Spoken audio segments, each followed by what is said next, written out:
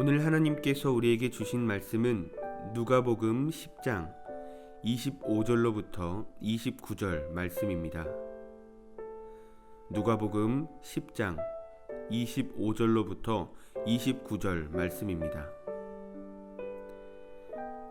어떤 율법 교사가 일어나 예수를 시험하여 이르되, 선생님, 내가 무엇을 하여야 영생을 얻으리이까? 예수께서 이르시되, 율법에 무엇이라 기록되었으며 내가 어떻게 읽느냐? 대답하여 이르되, 내 마음을 다하여 목숨을 다하여 힘을 다하여 뜻을 다하여 주 너의 하나님을 사랑하고 또한 내 이웃을 내 자신과 같이 사랑하라 하였나이다. 예수께서 이르시되, 내 대답이 옳도다. 행하라, 그러면 살리라 하시니, 그 사람이 자기를 옳게 보이려고 예수께 여짜오되, 그러면 내 이웃이 누구니이까? 아멘. 할렐루야. 한 분 한 분 또 이 시간 가정에서 예배하는 분들까지 성령님의 붙잡아 주심이 있기를 축복합니다. 예수님이 참 많은 분들을 만났어요. 아이로부터 어른까지 만났어요. 세대를 초월해서 시골, 산촌, 도시 할 것 없이 장소를 초월해서 만나세요. 어부부터 종교, 정치적 지도자에 이르기까지 직분을 초월해서 만나세요. 나이, 성별, 장소, 직업, 모든 것을 초월해서 예수님이 만나십니다. 칭찬하시고 격려해 주세요. 때로는 책망하시고 훈계하시고 분노하기도 하세요. 그러면서 그들로 하여금 하나님께서 바라시는 그 원하시는 길을 갈 수 있도록 그렇게 가르쳐 주세요. 예수님께서 이 땅에 오셔서 사람들과 말씀을 통해서 가르침을 주시는데, 그 가르침의 모습은 크게 세 가지로 나눌 수가 있습니다. 대화 당사자에게 주시고자 하는 가르침이 있고요, 옆에 있던 제자들에게 가르침을 주시고자 했던 것들이 있어요. 그리고 청중들에게 가르침을 주시고자 말씀하시는 것이 있습니다. 따라서 우리가 예수님이 전하시려고 하는 내용이 무엇인지를 알고 분별하려면 이런 다양한 상황들을 깊이 묵상하며 연구할 때에 말씀을 더 깊이 있게 알게 되고 쉽게 이해하게 되는 것이죠. 늘 그렇습니다만 예배하는 저와 여러분에게 있어서 하나님의 말씀은 정확무한 말씀임을 믿으시기를 축복합니다. 정확하고 무하다는 말의 의미는 이러한 것이에요. 시대를 거스르지 않고 사람에 따르지 않고 상황에 따르지 않고 그 말씀은 언제나 동일하게 적용되어지는 말씀이라는 것이에요. 언제나 분명한 가르침, 선명한 통일성을 가지고 있습니다. 그러니까 시대에 따라서 그 적용의 모습은 다를지라도 그 근본 말씀의 가르침은 변하지 않는다는 것이에요. 이런 바탕 위에 오늘 우리에게 주시는 본문의 말씀을 한번 보십시오. 예수님이 비유로 말씀하시고 있는 이 본문의 핵심이 무엇입니까? 누구를 도와주고 안 도와주고의 내용이 아니죠. 영생, 구원에 대한 질문과 답입니다. 어떻게 하면 구원받을 수 있느냐에 대한 답을 우리에게 가르쳐 주시고 있어요. 그리고 그 선명하게 우리에게 말씀하시고 있는 답이 무엇입니까? 내 자신같이 이웃을 사랑하라는 것이에요. 물론 그 앞서 무엇을 말씀하세요? 모든 것을 다해서 하나님을 사랑하라는 것이죠. 우리가 예수님을 믿으면서 한 번 정도는 이러한 말들을 들었을 법합니다. 착하게 살면 구원받습니까? 착한 일 많이 하면 예수님 안 믿어도 그럼 구원받습니까? 여러분, 이러한 물음에 대부분 우리는 어떠한 답을 합니까? 이렇게 답하잖아요. 정말 사랑했습니까? 정말 당신 자신처럼 누군가를 사랑했습니까? 그렇기 때문에 안 됩니다. 요한복음 14장 6절을 보십시오. 내가 곧 길이요 진리요 생명이니 나로 말미암지 않고는 아버지께 올 자가 없느니라. 아멘. 이렇게 말씀하세요. 구원은 행함의 기준이 아니에요. 믿음의 기준이에요. 그래서 예수님도 그렇게 말씀하신 것이에요.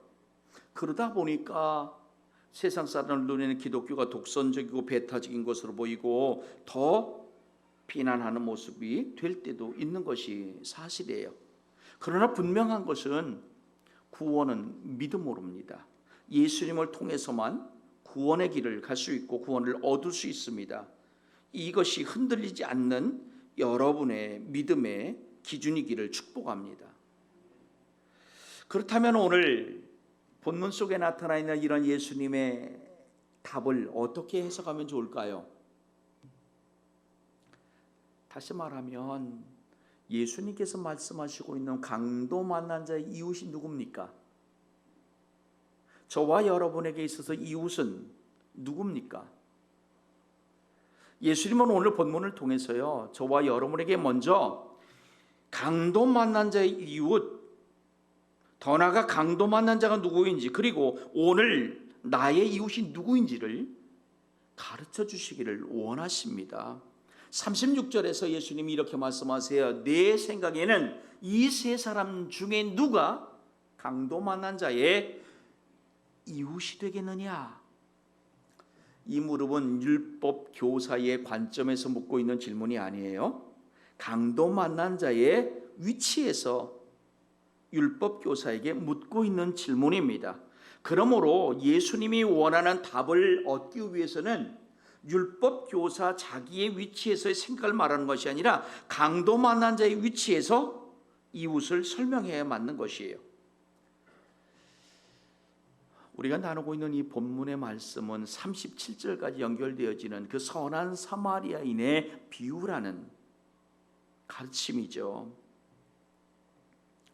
이 말씀을 저는 이제 3주에 걸쳐서 좀 이렇게 나눠보려고 그래요. 오늘 이제 첫 번째 문을 열고 잠깐 앞에만 한번 들어가 보겠습니다. 여러분, 구원이라고 하는 것, 이것은 이 땅 모든 생명들이 갖는, 모든 인생들이 갖는 물음표입니다. 죽음은 누구나 다 두렵죠. 죽음 이후에 또 다른 무엇인가가 있다 하는 것 또한 있을까 하는 두려움을 가지고 있어요.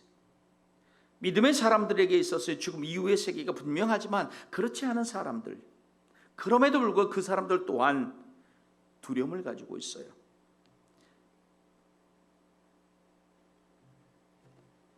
본문 속에 나와 있는 이 율법 교사는요,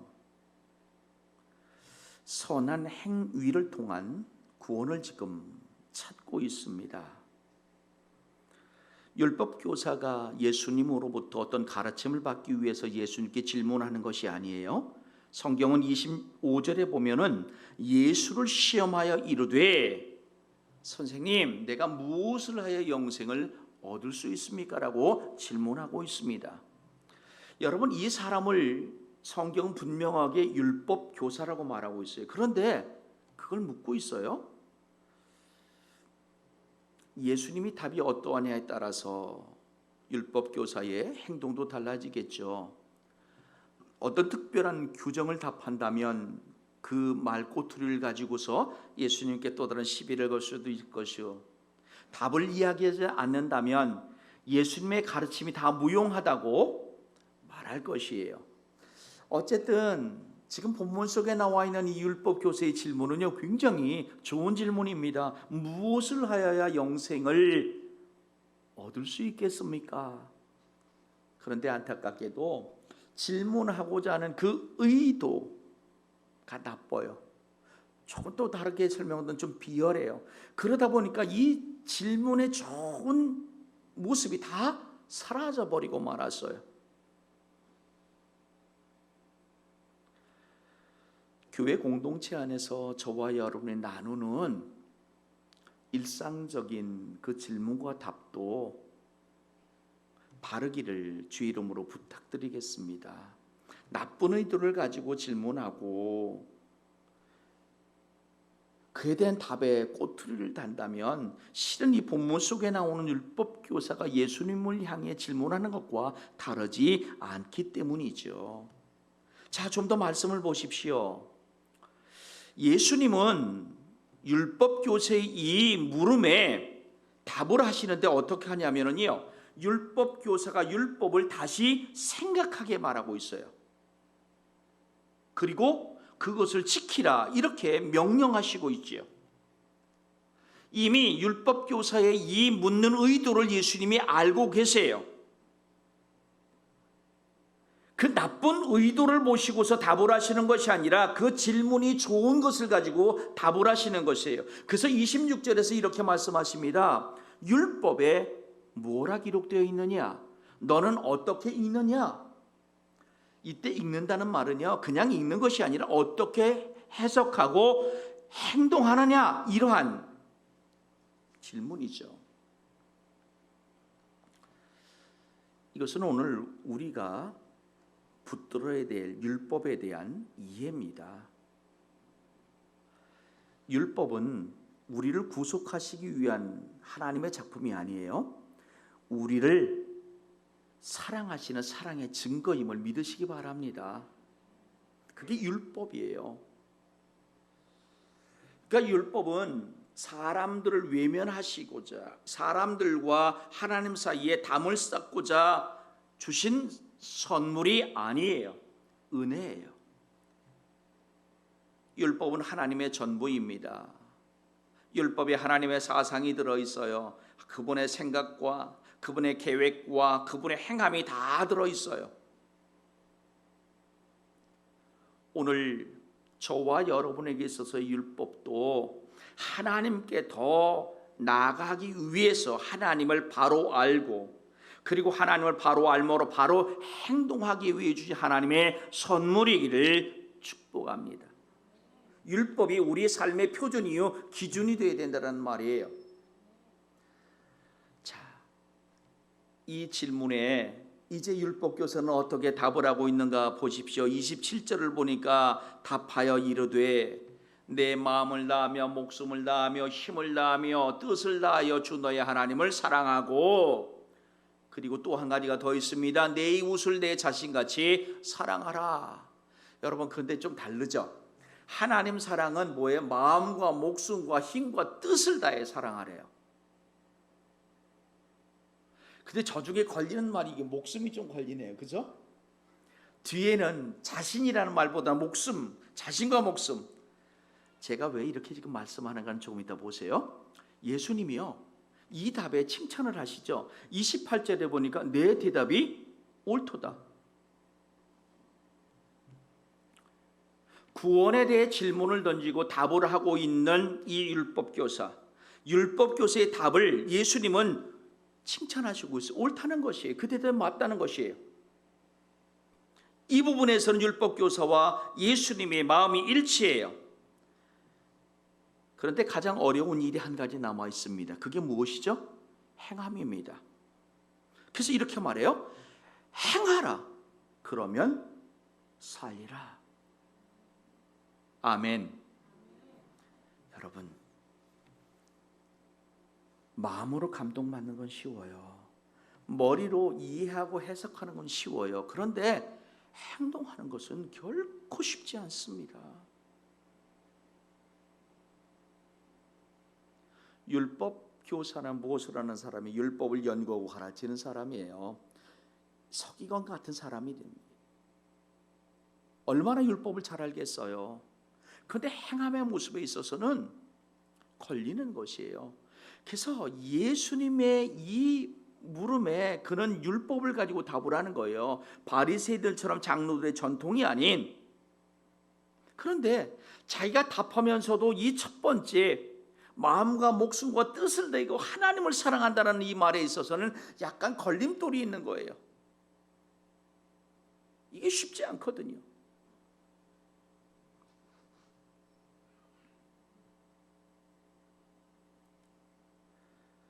예수님께서 말씀하시고 있는 일을 행하라 그러면 살리라, 이 말씀의 의미는요, 지금 이 율법 교사의 그 마음의 상태를 그대로 아시는 답이에요. 알지만 행함으로 연결은 너의 의지 가지고 너의 알모로 되는 것이 아니지 않느냐. 하나님의 은혜가 붙잡아 주심이 없이는 불가능한 것을 너도 알지 않느냐. 불완전함에 대한 답을 지금 말씀하시는 것이에요.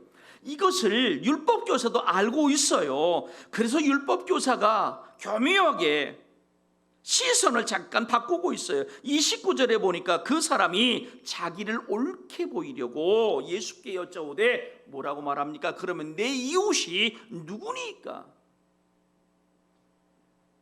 하나님 사랑 부분에서 완전치 않음을 그 스스로 아는 거예요. 그런데 두 번째, 내 이웃에 대한 이 이웃의 개념은 나름대로 그가 가지고 있었던 것 같아요. 그리고 이건 드러나는 일이니까 사람들 볼 때 그는 뭔가 선한 일에 대해서는 좀 더 자신 있었던 것 같아요. 오늘 이것은 우리의 질문이기도 해요. 우리 이웃이 누구냐는 것이에요. 그 이웃의 개념을 분명히 세워야 두 번째 이 큰 계명에 대한 것을 행할 수가 있잖아요.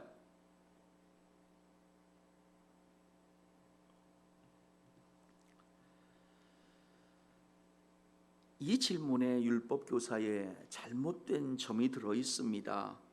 율법교사의 잘못된 생각이 무엇입니까? 성경학자 라이트푸트가 있어요. 여러분, 이 라이트푸트가 그 율법사들이 말한 내용을 가지고 그 답을 주고 있어요. 너는 너의 이웃을 사랑하라. 그러나 모든 이방인은 제외하라. 왜냐하면 그들은 우리의 이웃이 아니기 때문이다. 오직 우리의 이웃은 우리의 민족과 신앙을 가진 자이다. 이게 당시 유대인들 종교 지도자들이 가지고 가르치는 이웃에 대한 개념이에요. 이웃은 누구요? 내 민족이에요. 같은 신앙을 가진 사람이란 말이에요. 그래서 심지어 그들은 이방인을 살인했는데도 불구하고 살인죄를 적용하지를 않아요. 분명 그들의 율법에는요, 전쟁을 제외하고는 이방인도 죽이지 말라고 말하고 있어요. 근데 죽였어요. 그러면 이건 죄잖아요. 그런데 살인죄를 적용하지 않는 거예요. 왜? 이방인은 우리 이웃이 아니니까 우리 이웃에만 살인죄를 적용하는 거예요. 그러니까 만일 누군가 죽어가는 위급한 상황을 본 거예요. 이들이. 그럼에도 그 사람이 우리 이웃이 아니면 신경 쓰지를 않아도 되는 거예요. 도와줄 의미가 없다고 생각하는 겁니다.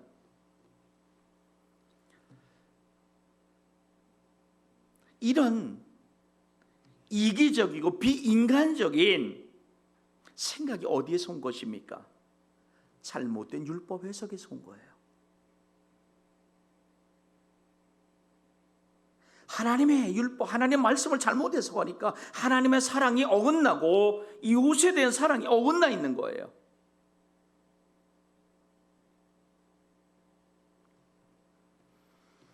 예수님은 그렇기 때문에 그들의 이웃에 대한 개념을 수정해 줄 필요가 있었던 겁니다. 그것을 위해서 선한 사마리아인의 비유를 들어 그들을 가르치시고 있어요. 율법 교사가 생각하는 이방인의 개념 속에 선한 사마리아인과 같은 이 사마리아인이 들어있어요. 또 외국인이 들어있는 거예요. 다시 말하면 이 사람이 생각하는 이웃이라고 하는 개념에는요, 사마리아인들은 없는 거예요. 이방인들은 없는 겁니다. 이것을 예수님께서 지금 고쳐주시고자 이 말씀을 하고 계시는 것이에요. 오늘 내가 친절을 받고 있는 사람, 그리고 친절을 베풀어야 될 사람, 그분들 모두가 이웃이라는 것이에요. 친절을 필요로 하는 사람, 그들이 모두 이웃이라고 지금 주님은 말씀하고 계시는 거예요. 그것이 민족과 종교가 다를지라도 내가 베풀어야 할 그 사람들을 베풀라고 말씀하시고 있어요. 신앙적 차원이 아닌 거예요. 이웃의 개념은 믿음의 차원이 아닌 거예요. 지금 예수님은 이것을 율법교사를 통해서 율법교사를 가르치고 청중들을 가르치고 오늘 말씀을 전하고 있는 우리 모두, 듣고 있는 우리 모두에게 이웃의 개념을 수정하라고 가르쳐 주시고 있어요. 그러면서 이어서 말씀하신 게 바로 그 선한 사마리아의 비유란 말이에요. 여러분, 우리 스스로 한번 돌아보십시오. 지금 냉정하게 여러분의 이웃이 누굽니까? 내가 강도 만난 사람 지금 나의 이웃이 누굽니까?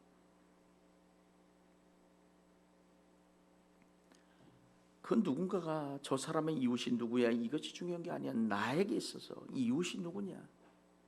바꿔 말하면 그는 나를 이웃으로 보고 있느냐? 한번 한 주간 선한 사마리아인이 누구일까? 강도 만난 자는 누구일까? 오늘 우리에게 이웃은 누구일까? 한번 물음표를 던져보시고 답을 찾으며 가시는 한 주간이 되기를 주의 이름으로 축복합니다.